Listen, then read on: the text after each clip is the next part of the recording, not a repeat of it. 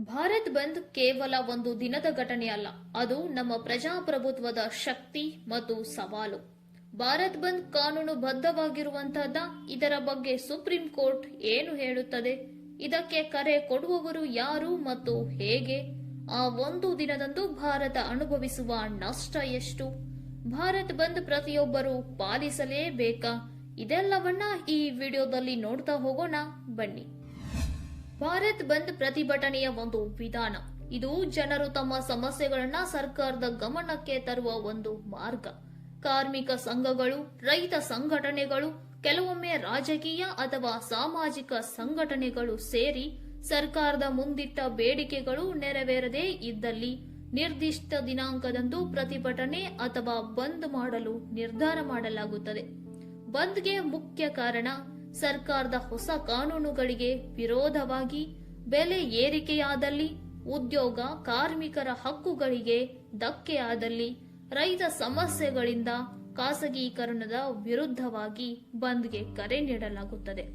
ಈ ದಿನದಂದು ದೇಶದ ಸಾಮಾನ್ಯ ಜೀವನ ಸಂಪೂರ್ಣ ಬದಲಾಗುತ್ತದೆ.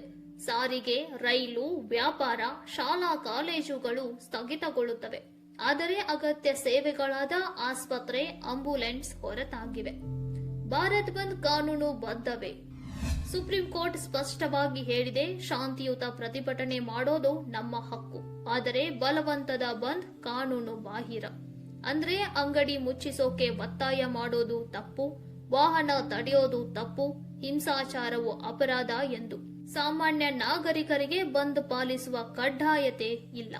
ಭಾರತ್ ಬಂದ್ ದಿನ ದೇಶಕ್ಕೆ ಎಷ್ಟು ನಷ್ಟವಾಗುತ್ತದೆ? ಎಫ್ಐಸಿಸಿಐ ಆರ್ಥಿಕ ವರದಿಯ ಪ್ರಕಾರ ಭಾರತ ಒಂದು ದಿನದ ಜಿಡಿಪಿ ಸುಮಾರು 50,000 ಕೋಟಿಗೂ ಹೆಚ್ಚು. ಬಂದ್ ದಿನದಂದು 30% ರಿಂದ 50% ಚಟುವಟಿಕೆಗಳು ನಿಲ್ಲುತ್ತವೆ. ಇದರಿಂದ ಭಾರತವು 20 ರಿಂದ 30,000 ಕೋಟಿ ನಷ್ಟವನ್ನ ಅನುಭವಿಸಬಹುದು ಎಂದು ಅಂದಾಜಿಸಲಾಗಿದೆ. ಈ ನಷ್ಟದ ಹೊರೆ ಮತ್ತೆ ಜನಸಾಮಾನ್ಯರ ಮೇಲೆಯೇ.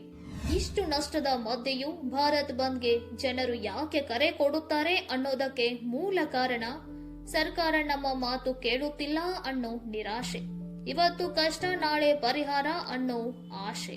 ಒಂದು ದಿನ ಕೆಲಸ ಇಲ್ಲ, ಒಂದು ದಿನದ ಆದಾಯ ಇಲ್ಲ ಅಂದ್ರೆ ದಿನಗೂಲಿ ಕಾರ್ಮಿಕರಿಗೆ ಅದು ಕೇವಲ ಬಂದ್ ಅಲ್ಲ, ಒಂದು ದಿನದ ಊಟದ ಪ್ರಶ್ನೆ.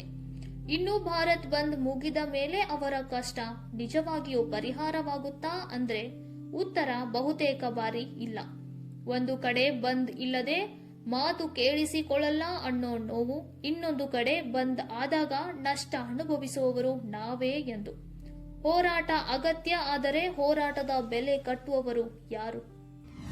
ಭಾರತ್ ಬಂದ್ ಸಮಸ್ಯೆಗೆ ಪರಿಹಾರ ತರುತ್ತಿದೆಯಾ ಅಥವಾ ಇನ್ನೊಂದು ಹೊಸ ಸಮಸ್ಯೆ ಸೃಷ್ಟಿಸುತ್ತಿದೆಯಾ? ಈ ಪ್ರಶ್ನೆಗೆ ಉತ್ತರ ಸರ್ಕಾರದಲ್ಲೂ ಇಲ್ಲ, ಸಂಘಟನೆಗಳಲ್ಲೂ ಇಲ್ಲ. ನಿಮ್ಮ ಅಭಿಪ್ರಾಯವೇನು? ಭಾರತ್ ಬಂದ್ ಅಗತ್ಯವೇ ಅಥವಾ ಬದಲಿ ಮಾರ್ಗವಿದೆಯಾ? ಕಮೆಂಟ್ ಬಾಕ್ಸ್ ನಲ್ಲಿ ತಿಳಿಸಿ. ವಿಡಿಯೋ ಲೈಕ್ ಆಗಿದ್ರೆ ಪ್ಲೀಸ್ ಲೈಕ್ ಮಾಡಿ. ಇಂತಹ ಡಾಕ್ಯುಮೆಂಟರಿ ವಿಡಿಯೋಗಳಿಗಾಗಿ ಈಗಲೇ ಸಬ್ಸ್ಕ್ರೈಬ್ ಮಾಡಿ. ಮತ್ತೆ ಸಿಗೋಣ ನೆಕ್ಸ್ಟ್ ವಿಡಿಯೋದಲ್ಲಿ. Stay shine. ನಮಸ್ತೆ.